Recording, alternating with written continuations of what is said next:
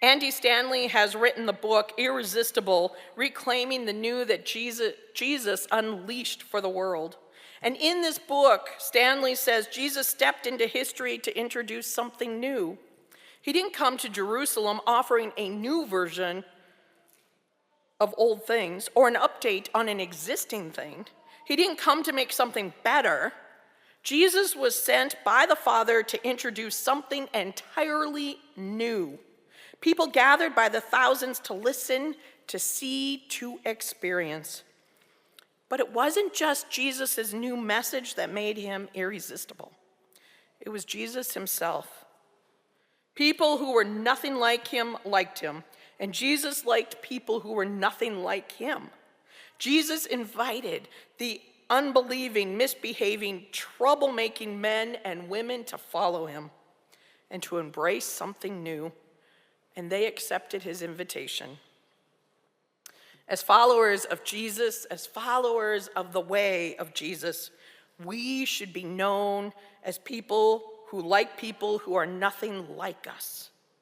When we invite unbelieving, misbehaving troublemakers to join us, they should be intrigued, if not inclined, to accept our invitation.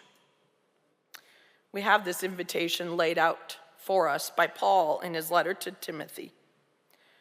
We can accept this invitation to a new way of living. Imagine a world where people would be skeptical of what we believed, but envious of how well we treated one another. Imagine a world where we found peace in working with one another, regardless of our background, of our culture, how much money was in our bank accounts, or who we lived next to, or who we ate with.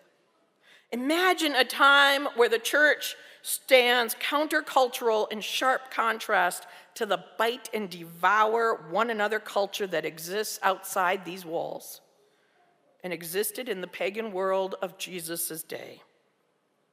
What was true then should be true today.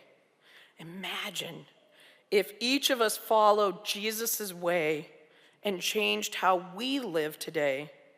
Imagine how we would be at peace in our own souls, content with life.